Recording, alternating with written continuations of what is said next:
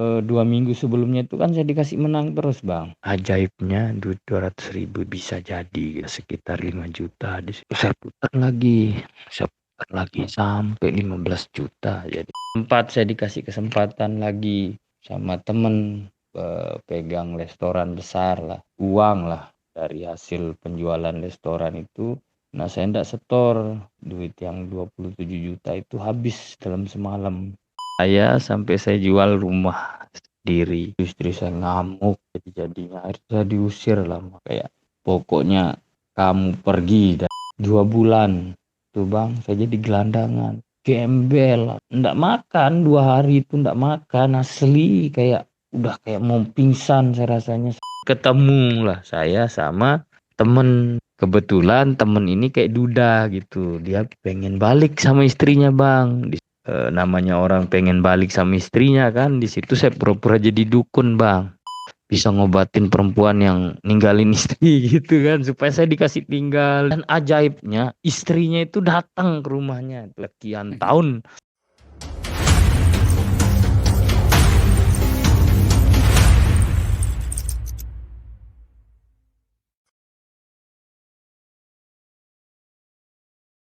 Problemnya terjerumus judul ya. Bang, Ya. Di judulnya main apa? kadang main PKP, kadang main slot. Siap, siap. Banyak di situ yang pada main. Banyak, Banyak. Sampai sekarang masih banyak. banyak ya. Hmm. Itu biasanya mereka mainnya di mana sih? Kalau di situ, di rumah kah atau di nongkrong bareng-bareng atau gimana? Macem-macem bang, ada yang di tongkrongan, ada yang di rumah masing-masing lah. Iya. Awal mula kenal judol tuh awalnya judal offline. Kayak lebih ke kayak main apa yuk, kalau orang Bali nyebutnya itu kayak boladil tuh nah. Ya. Ya awal-awalnya di sekitar tahun 2018 lah. Mm-mm. Sekitar awal tahun 2018 itu mulai kenal kenal apa namanya, judi online-nya lah. Kalau offline-nya dari tahun 2016-an lah, sekitar ya tahun itu kalau saya tidak salah. Kalau pengalaman kelamnya banyak sih bang, sampai saat ini sih kayak arahnya sudah tidak ada, sudah kayak stres, sudah kayak frustasi berat gitu ya.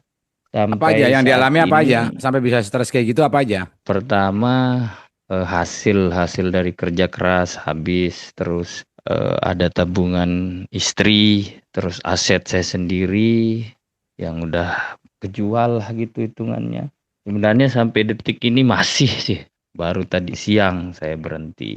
Sebenarnya nggak rutin sih saya, kadang apa ya, bisa dikatakan ada tobatnya gitu. Tapi ketika punya uang kumat lagi gitu. Sampai titik terendah saya, sampai saya jual rumah sendiri. Itu yang bikin saya kayak apa ya, stres berat lah hitungannya, sudah ndak punya apa-apa lagi. Bisa dikatakan ya miskin lah sudah kasarnya. Nah, itu apa aja yang sudah habis, aset atau apa aja? Utang kah atau apa? Pokoknya semua bang, kalau semua sampai utang yang kayak utang-utang rentenir sih ndak pernah sih. Kalau utang kayak pinjol tuh saya ndak pernah. Lebih ke utang-utang kayak rentenir.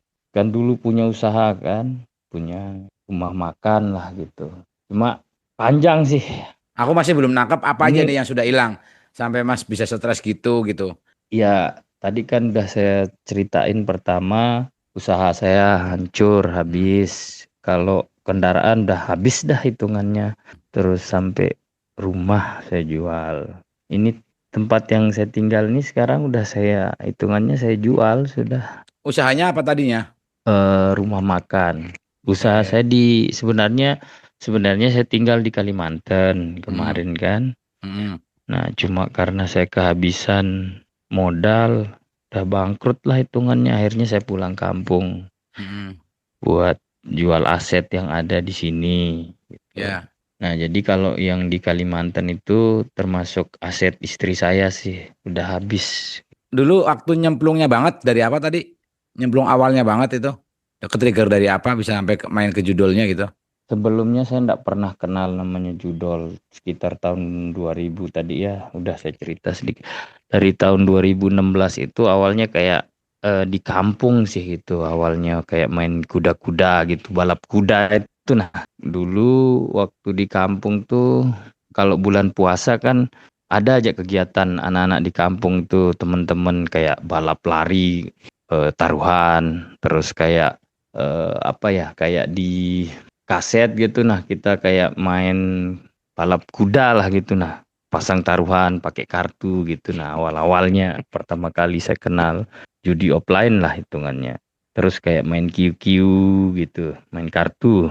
Nah, setelah itu baru kayak main bola-bola itu, nah main bola deal. Kayak apa sih ya namanya, kalau kalau kami di sini nyebutnya, kayak di sini kan banyak orang Bali Bang lah.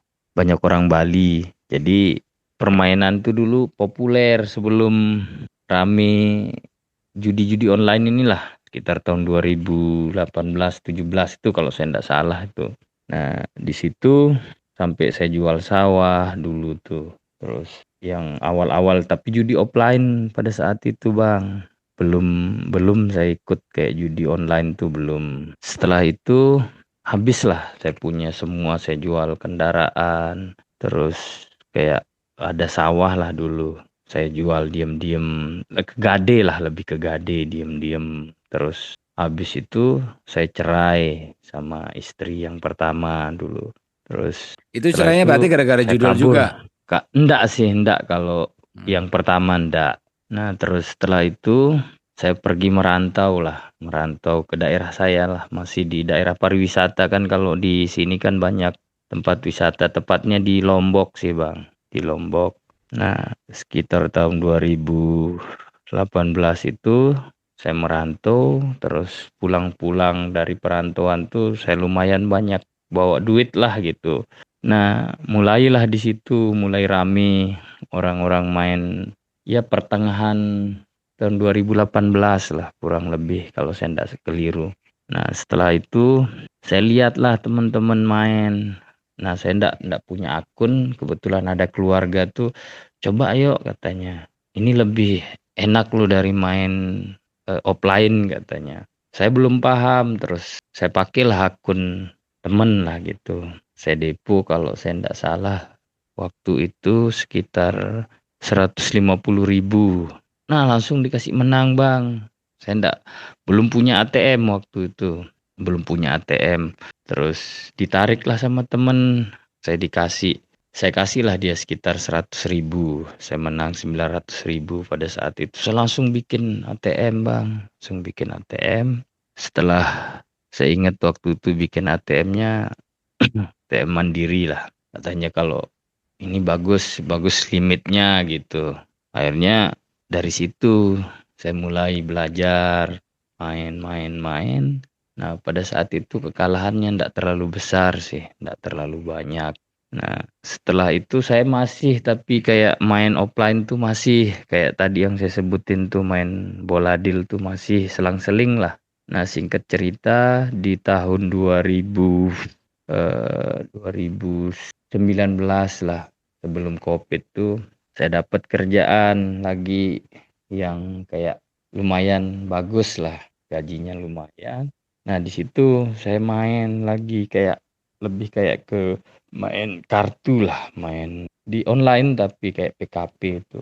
Di situ sekitar 3 tahun saya main, habis gaji saya, tabungan saya habis lah. Nah, sekitar 3 tahunan lah tuh sampai 2022 saya main, Bang. Nah, yang paling parahnya sempat saya dikasih kesempatan lagi sama temen, pegang restoran besar lah. Di situ saya dikasih kepercayaan sepenuhnya sama bos itu, kepercayaan penuh, semua keuangan manajemen saya yang pegang. Awal-awalnya berjalan dengan mulus lah, setiap pembagian saya setor, setiap habis ngerekap lah, itu sekali 2 minggu tuh saya setor. Kan pembagiannya waktu itu sekali 2 minggu lah hitungan rekapannya. Laporan keuangan, semua lah manajemen. Setelah jalan beberapa bulan, itu saya iseng-iseng, Bang, buat tipu lagi ya. Saya belajar kayak cicilan aja lah, cicilan 25 kasih menang, 150 sudah. Begitu seterusnya sekitar 2 minggu. Akhirnya setelah berjalan itu saya coba lebih besar gitu, lebih besar, lebih besar. Nah, pada puncaknya waktu itu saya pegang eh, uang lah dari hasil penjualan restoran itu. Nah, saya enggak setor dalam 2 minggu, setor totalnya sekitar 27 juta kalau saya enggak salah. Akhirnya saya pakai lah bang, main. Awalnya kayak kecil gitu, malam itu seingat saya 100 kalah, Depo 200 kalah, enggak pernah menang. Kan 2 minggu sebelumnya itu kan saya dikasih menang terus bang, kasih menang terus. Nah setelah itu tinggal saya diporot, wah 200, pokoknya kelipatannya lebih besar lah, yang besar, sampai duit yang 27 juta itu habis dalam semalam. Dan pada saat itu saya sudah kayak stres ini, besok harus laporan gitu, harus setor uang yang ada itu gitu. Sebenarnya malam itu harusnya saya sudah setor gitu. Ya, malam itu sudah saya setor duit hasil penjualan di restoran itu, tapi saya malah gitu.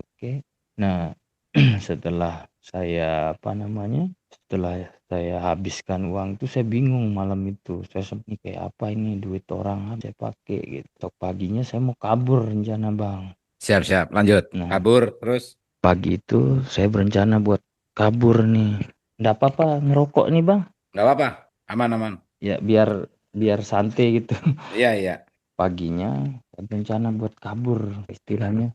Ya malu lah gitu. Soalnya yang saya ikuti ini udah lama gitu sebenarnya. Selalu setiap ada project saya yang dipercayain buat ya kayak manajemen lah gitu. Paginya tuh saya kabur lah dulu, sementara saya coba telepon eh, saudara saya lah, adik saya kebetulan eh, finansialnya lumayan bagus lah gitu. Saya minta tolong, saya cerita sama dia, Dek, saya dapat musibah. Saya bilang, musibah apa? Katanya, ini duit orang hilang. Bilang awalnya kan, dia kayak hilang kenapa gini gini gini.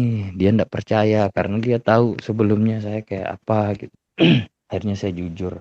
Dia berusaha buat bantu, tapi pas sampai siang saya nungguin dia kayak, bentar dulu saya coba cariin ada ndak saya punya uang apa gitulah, berusaha tapi akhirnya ndak ada. Akhirnya saya pulang gitu, pulang ke rumah diam-diam. Akhirnya pas jam buka restoran itu saya dihubungi sama salah satu foundernya lah. Ini anak-anak nelpon, kenapa sampai anda ada di lokasi di mana? Akhirnya saya bikin lah alibi lah, bikin alibi. Skenario. Ya, bilang, mohon maaf ini duit itu begini-beginilah. Saya cerita, saya tadi malam sama perempuan. Saya bilang, nah pas saya tidur, eh, uangnya dibawa kabur. Saya bilang begitu kan. Sebenarnya duit itu baru saya mau setor nanti pagi. Saya gitu alat. Percaya ndak percaya, bosnya itu langsung nelpon ke saya. Dia bilang, betul ndak itu kejadiannya? Kalau memang ini kita lapor aja ke polisi katanya. Saya bilang, ya ndak apa-apa biar ndak dicuriga kan. Akhirnya dia bilang, bos ini dia ngomong sama saya, ya udah ndak apa-apa kalau memang hibah, tapi lain kali hati-hati di situ. Saya merasa sedikit lega lah. Saya berpikirnya awalnya kan, wah apa masalahin ini begini-begini, dan bagusnya mereka ndak tahu gitu kalau saya punya kebiasaan buruk itulah. Nah, sekitar tahun 2020, ya 2023 lah. Ya saya enggak 2022, kalau setelah Covid itulah selesai.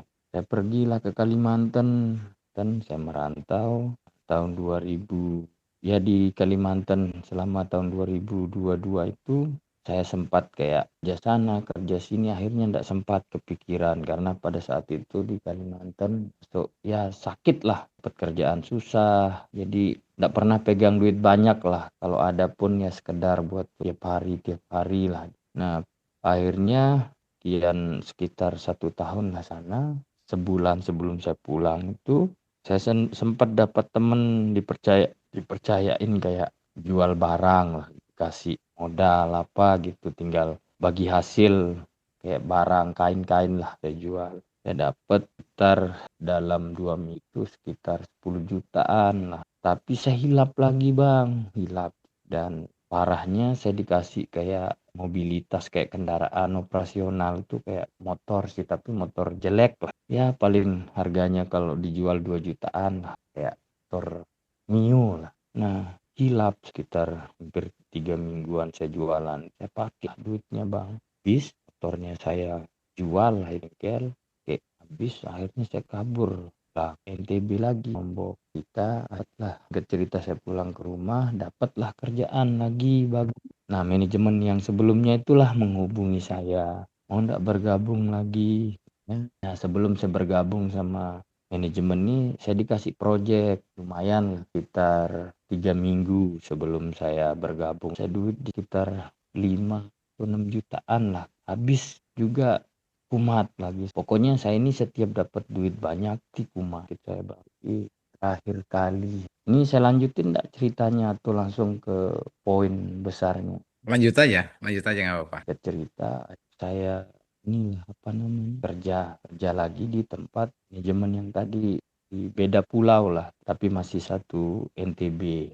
Karena saya dapat yang lumayan besar, tanggung jawab yang besar, itu saya pegang 3 project. Itu lumayan besar uangnya Bang. Terus saya setelah saya habis sebulan. Karena di situ lingkungannya hampir semua staff sampai cuma yang ndak terjerumus itu paling bos-bosnya, founder-foundernya lah. Cuma kebetulan ada orang luar, dia kayak supplier gitu, sering ke sana. Dia tuh mainnya besar gitu. Kita kayak setiap dia main, kita ndak punya modal dikasih sama dia. Kita kayak ikut terus jadinya. Itu semua di satu, termasuk saya kan posisinya lumayan tinggi lah di situ. Tapi saya kayak jadi contoh yang buruk juga buat mereka. Tapi manajer saya lah itu dia juga ikut. Akhirnya dia sendiri jadi korban saya juga, tapi dia juga main, tapi dia tuh masih bisa lah kontrol diri, ndak sampai habis. Misalnya dia punya 1 juta ya 200 dia pakai sisanya. Kalau saya ndak Bang, berapapun banyaknya kalau belum habis belum tenang saya gitu kan. Biasanya penjudi akut tuh kan kayak gitu itu. Oh ya, pas saya di Kalimantan tadi saya ketemu perempuan, saya bawa dia ke, saya minta lah sama bos tuh, bos boleh ndak istri saya kan nikah siri, boleh ndak? Oh boleh, dibawa lah. Sebelumnya keluarga besar saya tuh ndak tahu gitu, ndak tahu dia kalau saya separah itu. Cuma kan tuh udah zaman sekarang kan udah jadi.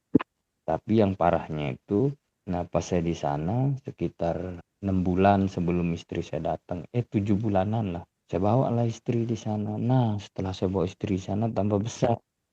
Terus? Kan sebelum saya bawa istri saya dari Kalimantan ke Sumbawa lah itu, siapa namanya, bos saya itu ngasih saya duit itu sekitar buat biaya istri saya kesini lah, kayak apa namanya, kayak acara kan saya bilang saya mau resepsi lagi gitu. Akhirnya dibantu, tapi parahnya duit yang kayak juga Bang. Nah malam habis. Aduh. Ya, yang tadi duit yang 20 juta itu kan habis malam itu Bang. Jadi saya kayak, wah ini istri saya ini gimana ini, saya bilang. Setelah malam itu duit yang saya dikasih sama bos itu habis, saya bingung Bang. Nah, jadi waktu itu saya pegang uang cash lah sekitar 200 apa itu, 200 ribuan lah. Nah, jadi malam itu kan yang saya udah kayak pasrah dah. Duit yang 200 ribu itu kayak buat iseng-iseng lah gitu. Kayak jadi ndak jadi. Ajaibnya duit 200 ribu bisa jadi gitu. Pokoknya saya main kayak pasrah dah gitu. Lepas. Kembalilah dia sekitar 5 juta di duit yang semen itu. Nah, akhirnya akhirnya saya kayak merasa lega lah. Yang 5 juta itu saya putar lagi sampai 15 juta. Jadi di situ saya sedikit banyak lah lega. Akhirnya saya positifin diri kayak pulang dah dulu. Saya pulang. Akhirnya kan saya kerja itu lumayan jauh lah, sekitar 10 jam dari kampung saya gitu. Nyebrang kita pakai ferry. Nah, di situ akhirnya saya beliin istri tiket, Dia datang, saya pakailah duitnya itu buat kayak acara, terus ajak istri saya liburan. Tapi di situ istri saya ndak curiga, ndak tahu gitu. Sembari saya sambil kayak ya menang-menang 300 saya tarik pada saat itu. Nah akhirnya duit yang tadi bersisa kurang lebih sekitar 5 jutaan lah. Itu saya pakai lagi habis. Nah, singkat cerita sekitar 3 bulan saya di sana, eh, gaji saya habis, istri saya curiga di situ tahu gitu sampai kalau saya ndak keliru tuh eh 2 hari sebelum Lebaran lah puncaknya. Saya dipanggil sama HRD, dipanggil sama bosnya, direktur lah di PT itu. Dan sebenarnya di situ masalahnya saya dilihat kurang kompeten sudah gitu sama manajernya dan sama kecemburuan sosial lah terhadap kehadiran istri saya sejak saya bawa istri saya ke sana. Dan permasalahannya semakin membesar setelah uang pur lah gitu ada untuk belanja itu saya pakai gitu. Akhirnya saya dipanggil dan dari pihak PT menyampaikan dia akan mencari pengganti saya dan saya pun merasa kayak kesalahan lah juga ndak sudah kayak kinerja menurun. Pokoknya banyaklah faktor-faktor yang membuat saya harus diganti lah itu. Akhirnya istri saya tahu gitu. Ya kami pulang lah 2 hari sebelum Lebaran tuh pulang dan kebetulan waktu itu kan orang mulai libur cuti lah semua kita pulang semua saya pamit dari ya pamitnya baik-baik lah cuma kayak ndak di bahasanya ndak dipecat cuma kayak ya sudah ndak kompeten lah dan di situ saya juga merasa kayak saya lebih pantas berhenti lah mundurkan diri lah bahasanya. Akhirnya saya pulang di rumah ke kita bingung. Ternyata istri saya cerita ke keluarga saya besar, saya dipecat gara-gara begini. Pokoknya di situ semua aib saya kebongkar lah bahasanya. Saya nggak tahu kalau istri saya ini ternyata diem-diem ceritain gitu kesalahan. Nah di situ akhirnya saya malu kampung. Saya ikutlah pulang. Istri saya mau pulang aja ke Kalimantan. Setelah kami pulang di sana, ternyata istri saya dapat warisan lebih 150 juta lah kurang itu karena dicicil-cicil kan dicicil-cicil pembagiannya. Situ Minum dulu aja, Mas. saya kayak Mas, minum dulu aja. oh ya Oh, itulah ya. ya santai ya. Lanjut ya. Nah, jadi akhirnya istri saya kasih saya kesempatan gitu kayak berubah. Kata istri saya kalau kamu ulangi lagi saya tinggalin itu atau kamu yang ninggalin saya gitu. Saya janji lah. Nah sekitar 1 tahun itu saya benar-benar kayak lupa lah fokus ke usaha. Akhirnya kita punya lah bisnis usaha gitu. Akhirnya di situ sekitar 1 tahun itu 1 tahun lebih lah sama tadi modal sama tabungan. Ya akhirnya kami sama istri saya sama istri itu kayak ambil mobil kendaraan sepeda motor sudah ada ya lumayan lah itu kita tambah cabang.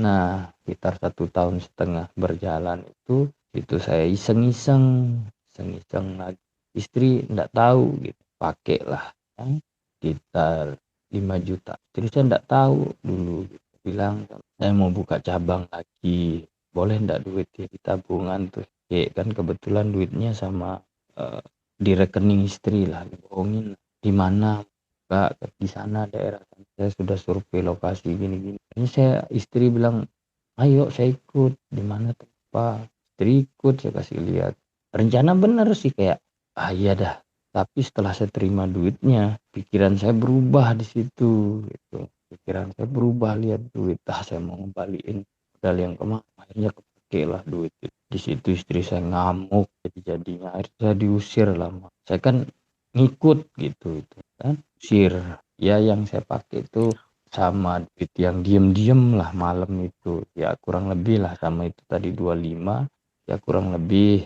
35-an lah gitu sama duit yang kayak hasil jualan tuh yang 2 cabang tuh saya pakai diem-diem juga gitu kayak buat belanja ndak saya pakai gitu saya kayak ngurangin lah gitu ngurangin bahan yang saya beli biar ndak ketahuan sama itu saya diusir 2 minggu, saya kayak ngegembel lah gitu, ngegembel, ya tidur di kawan gitu kan. Ya, wah pokoknya di situ teman saya tuh awalnya kayak dulu pertama kali saya buka usaha, pertama kali saya kayak merintis, dialah teman saya kayak nyupport, kasih saran apa semua. Akhirnya saya ndak mau cerita sebenarnya sama dia. Kenapa? Alasan saya perempuan gitu, biar saya ndak malu sama teman ini. Akhirnya lama-kelamaan istri saya cerita gitu. Kenapa kamu tampung dia di situ? Kata istri saya. Gak usah, usir aja dia tuh. Nanti gini-gini lah akhirnya. Wah, saya kayak ndak ada harga diri sama sekali. Sudah. Saya bilang sama istri saya, ya sudah kalau kamu usir saya pulang dah. Tapi jangan ceritain sama keluarga saya di kampung gitu kan. Saya malu mas. Saya bilang, ini udah ya titik terendah saya lah di situ, diusir sama perempuan. Nah, pas saya mau berangkat besoknya, istri saya nelpon gitu kan. Kayak, tadi kamu pulang gitu. Iya jadi. Ya dah sini sebentar gitu. Akhirnya di situ saya ketemu sama istri. Oh, saya sujud-sujud lah, Bang. Sujud-sujud nangis gitu lah. Karena kan kayak masih cinta gitu kan. Kebetulan saya punya anak sambung sih, perempuan baru 4 tahun. Iya 5 tahun waktu itu. Saya punya anak sambung, dia tuh sayang banget lah sama saya karena saya udah kayak ngurus dia tuh kayak anak sendiri gitu. Nah, dia kayaknya yang kayak ngeluluhin hati mamanya gitu kan. Dia bilang, "Mak, sada ya diusir gitu-gitulah." Akhirnya dia kayak bersimpati gitu. Saya kayak sungguh-sungguh lah gitu memohon istri. Akhirnya saya dikasih kesempatan lah istri. Kesempatan, ya dah pulang. Sekitar berapa hari ya, saya dibawa pulang sama istri. Itu kayak kita pindah lah. Istri saya kan malu sebenarnya, malu karena pindah tempat lah gitu, pindah kayak kita kan nyewa di situ sekitar 30 juta lah 1 tahun. Mobil ini kan kita kayak ngeredit gitu bang kan. Nah, istri saya malu karena dia kan kayak ceritain gitu sama semua orang di situ kalau saya tuh begini-begini kan di situ kayak sanksi sosial. Akhirnya rumah makan yang kita buka setelah saya balik ketahuan sama kan ketahuan saya jadinya sama yang punya kontrakan kita nyewa tuh kan dia kayak ya sanksi sosial lah gitu kayak kita ndak disuka. Akhirnya dampak ke usaha itu sepi mas gitu. Saya bilang dah sama istri, kita pindah aja di sini, kita oper tempat ini sama orang, kita pindah agak jauhan lah supaya orang nggak tahu. Soalnya kan waktu istri usir saya itu kan semua orang tahu, jadi saya di situ di lingkungan tuh saya seolah-olah kayak nggak tahu malu lah gitu bang. Gitu. Tapi istri saya ini kayak jilat ludahnya sendiri gitu kan, karena ya saking sayangnya mungkin sama saya gitu. Akhirnya mau nggak mau kita kayak menjauh lah dari tempat tuh oper, kita cari lingkungan yang baru lagi, ngontrak baru, terus di situ kita dapat ganti rugi. Nah, saya nawarin lah sama istri, kasih saya kesempatan, saya bilang, kita belah modal lagi di bank 50 juta gitu kan, jaminannya 2 BPKB. Awalnya kan kayak finance gitu, cuma dapatnya sedikit gitu. Udah lagi saya bilang gitu, saya janji dah gitu. Akhirnya istri kayak luluh lah gitu bang. Itu kan sebulan tuh saya kayak nunjukin diri bahwa benar-benar berubah lah gitu. Ada istri tuh percaya kalau suami saya kayaknya berubah gitu. Bener. Situ sekitar sebulan saya nunggu proses kurang lebih lah kurang kayaknya sebulan. Cair lah duit 50 juta itu bang. Akhirnya saya pinjem apa namanya nyari lah tempat lagi. Wah buka usaha besar lagi. Wah kembang gitu. Di situ parahnya saya lebih parah dari yang tadi lagi. Dari yang lagi rame-ramenya lah tempat saya di situ. Bisanya saya sebodoh itulah, segila itulah umat. Aida di situ istri saya udah kayak pokoknya kamu pergi dari itu ndak sekitar 20 juta lah sisanya itu kan saya bilang mau kayak buka lain lagi gitu. Saya pakai lah duit yang sisa tadi kan 50 juta. Uang dari Yang bank 20 yang rencananya mau buat usaha lagi dipakai lagi. udah dipakai separuhnya. udah sekitar 30-an, sisa 20 juta. Nah, yang 20 juta ini Bang, yang saya pakai sisanya itu gitu kan. Dia tanya saya sama istri buat apa sisanya itu. Oh, saya mau buka tempat lain lagi gitu. Buka cabang. Nanti di sini kamu, nanti saya di sana gitulah meyakinin istri saya gitu. Karena kan saya kayak mau ngembaliin semua yang sebagian yang sudah hilang lah. Belum semua lah, sebagian. Singkat cerita di situ saya kumat lagi. Kayak yang duit 20 ini istri saya nyari gitu kan. Mana duit yang 20 itu? Kata. Situ awalnya saya kayak bikin ya gini gini gini, tapi istri itu pengen lihat mana duit itu ada, Bang. Kayak diusir lagi lah sama istri di situ Jujur, parah. akhirnya itu jujur. Jujur, tapi dia nelpon ke sini ke kampung Bang. Sampai semua keluarga saya tahu bahwa saya ini di sana merugikan, gitu. Kan istri lah gitu. Saya kayak pokoknya di keluarga saya yang di kampung tuh udah nganggap saya ini manusia paling tolol lah gitu. Udah dikasih gini sama istri, ya pokoknya gitulah. Saya diusir di situ. Pokoknya sejadi-jadinya lah. Pokoknya ndak mau nerima itu.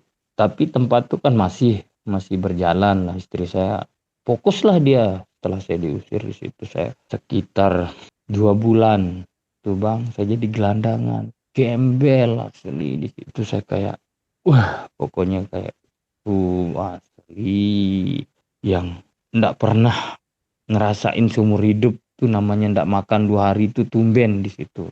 Seumur umur saya ndak pernah namanya minta, karena waktu itu Bang posisinya yang pas kejadian tuh kan saya diam-diam juga minjem di rentenir. Ada 5 rentenir saya minjem tanpa sepengetahuan istri saya tuh, saya minjem 5 juta.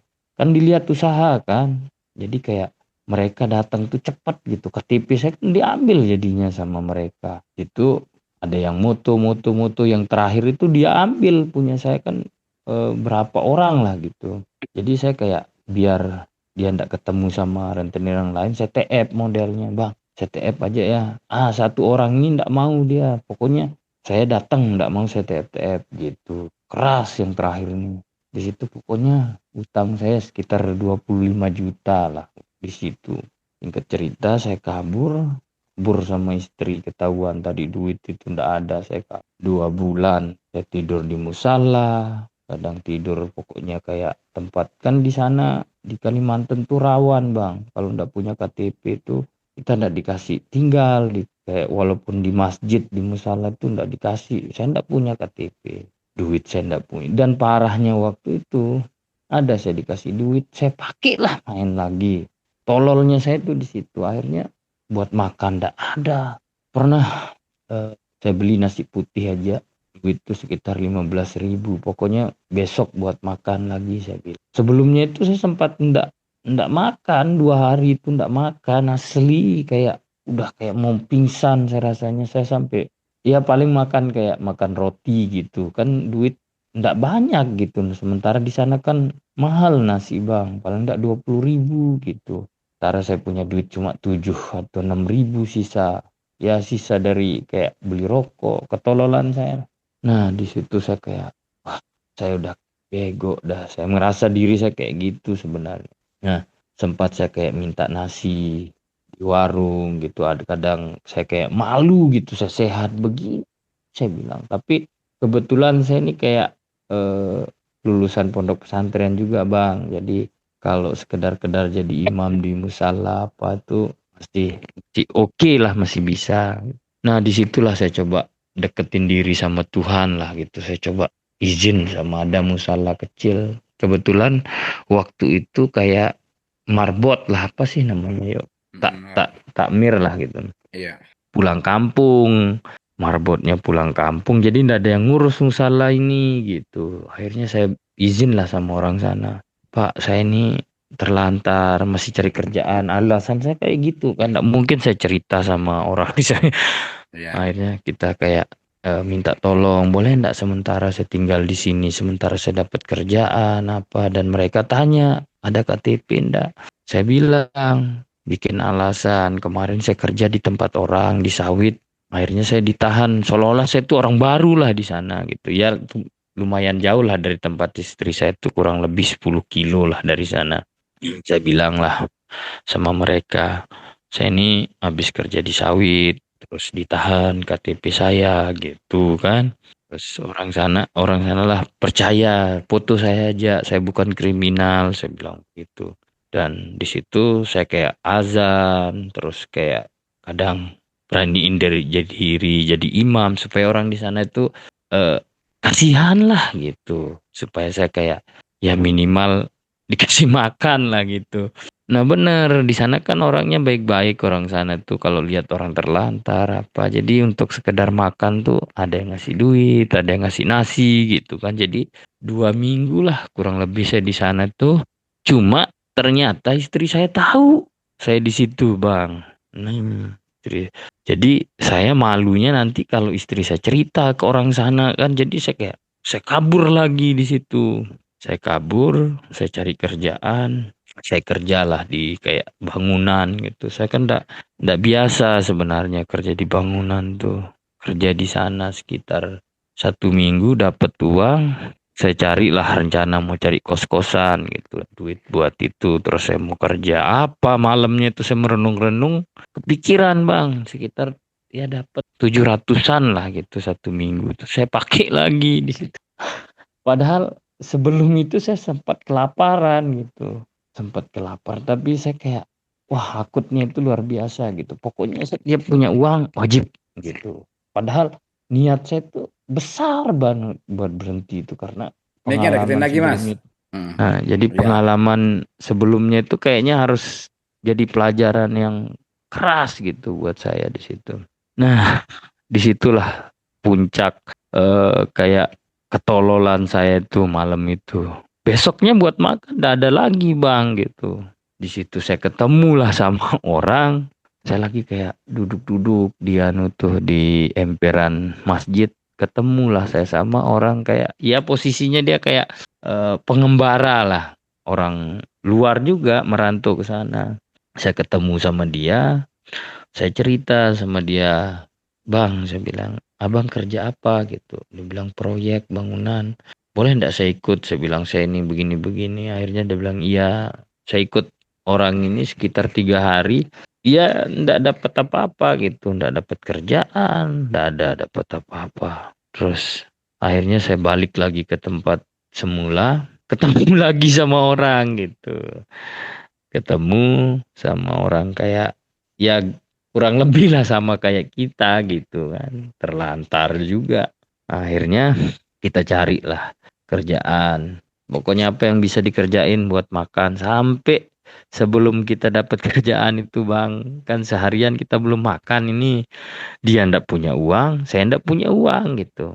Terus dia bilang kita jual aja HP gitu. Saya bilang ah ndak usah dah kita jual HP. Saya bilang soalnya saya juga perlu kalau HP ini HP mudah gitu. Ah saya juga perlu ya, ndak usah kita jual dah kalau kita masih perlu gitu. HP ini satu-satunya harta yang kita punya lah bang itu kan buat ya paling ndak komunikasi siapa tahu istri saya berubah pikiran lagi gitu kan. Nah terus eh, singkat cerita, 1 hari kita cari kerjaan nih, kita nggak dapat kelaparan, Bang. Nah, terus sore kalau nggak salah ada acara gitu kan, kayak orang nikahan lah gitu, kayak selamatan kah gitu.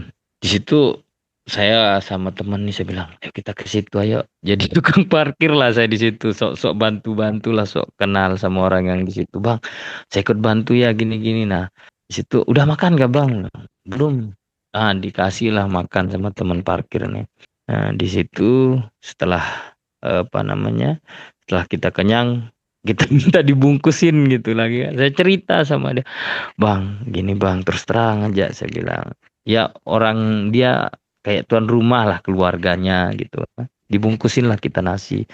Kita jalan maghrib sambil nanya-nanya lah di pinggir jalan apa namanya cari kerjaan gitu nggak dapat. Nah besoknya saya jalan ketemu lah saya sama temen saya dulu di situ, temen orang orang Jawa gitu. Beliau tuh punya rumah di situ.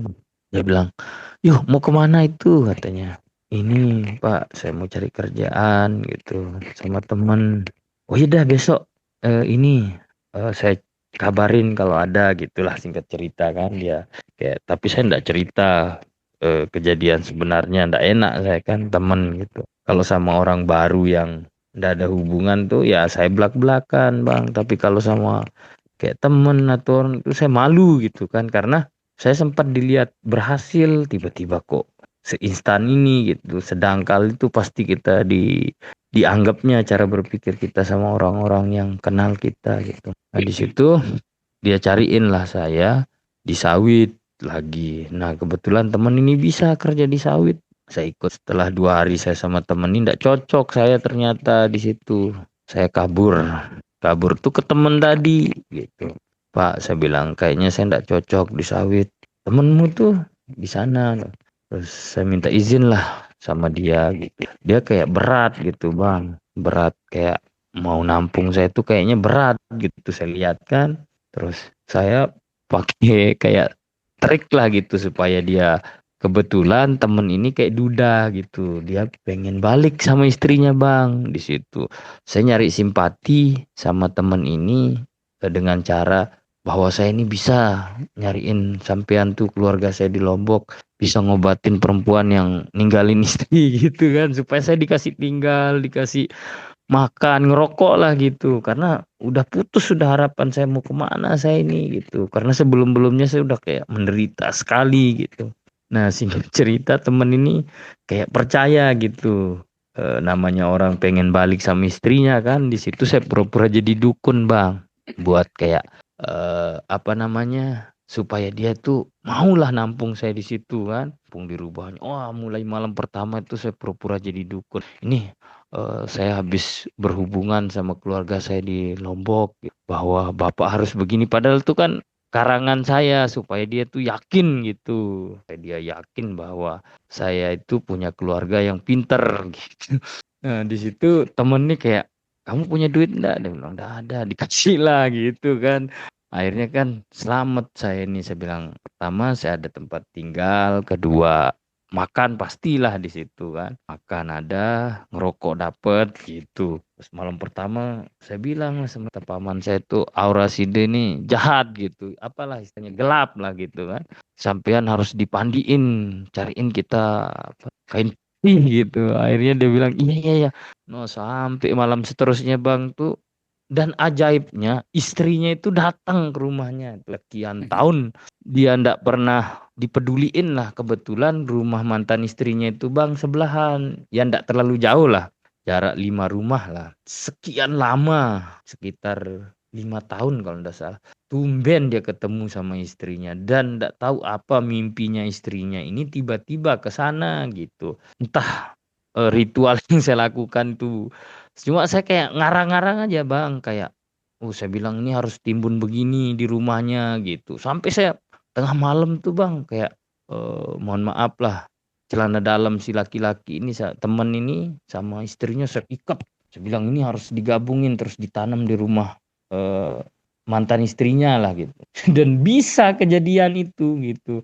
Kayak selamat lah saya di situ. Nah jadi singkat cerita setelah ada perkembangan begitu, saya kayak mulai aman 2 minggu di rumahnya gitu kan. Udah kayak ndak kepikiran kayak beban yang tadi, karena kayak tenang di situ. Ternyata istri saya ngubungin saya bang. Istri saya, bang, anu di mana gitu. Pura-pura kayak cuek, ndak peduli gitulah. Tapi kayak, kamu di mana sekarang? Gitu. Saya di rumah ini Pak Le gitu. Istri saya tiba-tiba ngirim, kan dia kayak jualan yang kita sebelumnya itu kan kayak situ jual lalapan, nasi goreng gitu kan. Dianterin lah sama Gojek, dianterin sama istri. Dia bilang itu saya kirim Gojek, tadi saya kirimin kamu nasi goreng.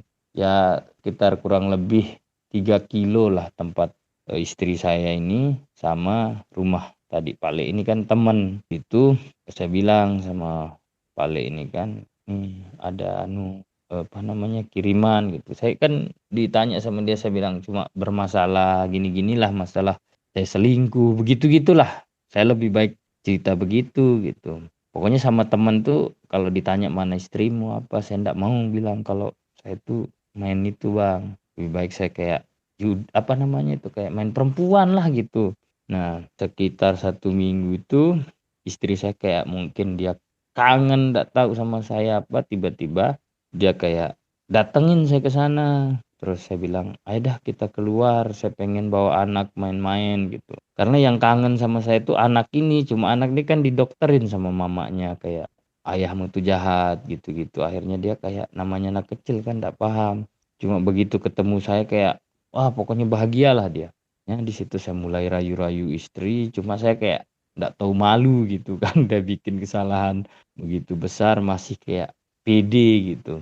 Nah, itu saya coba yakinin istri bahwa saya ini nggak bakalan ngulang gitu, tapi keluarga dari istri saya ini kayak bersikuku keras bahwa suamimu itu udah nggak pantas dipertahanin, dia bakalan ngulangin lagi terus tuh. Istri saya ini pokoknya saya kayak, "Ayolah," saya bilang, "saya udah ndak enak kalau memang ini saya pulang dah ke kampung," gitu. Gertak istri saya, dia bilang, "Ya udah kalau kamu pulang, pulang aja ke sana," katanya di situ kan akhirnya kayak, wah berarti dia ini kayak udah ndak mau gitu. Tapi saya tetap yakinin istri itu di situ, yakinin. Nah akhirnya sekitar minggu kedua lah, 1 minggu setelah itu, minggu kedua, istri saya maulah Bang ngajak saya ke apa namanya, ke kontrakan lah gitu. Kayak kan kebetulan mertua saya dua-duanya meninggal, cuma istri saya ditinggalin rumah.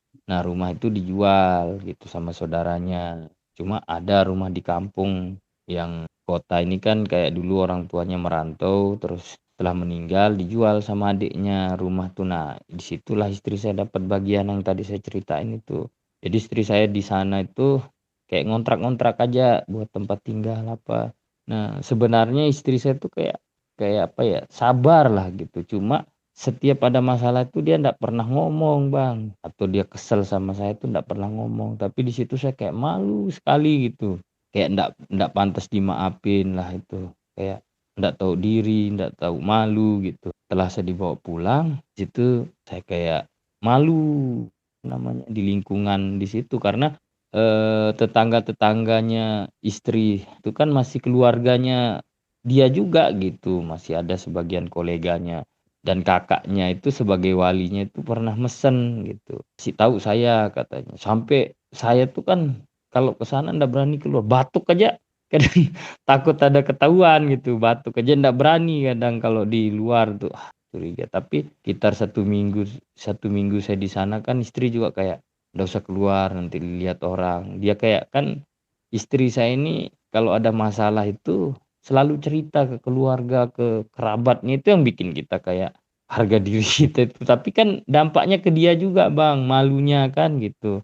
Udah tahu suaminya begitu, udah dinasehatin, ketika dia kayak rindu sama saya, dia gabung lagi gitu kan. Jadi teman-teman sama keluarganya itu juga kayak nganggep istri saya tuh, "Kamu juga gila," gitu, "udah tahu suamimu kayak gitu, masih aja," gitulah bahasanya.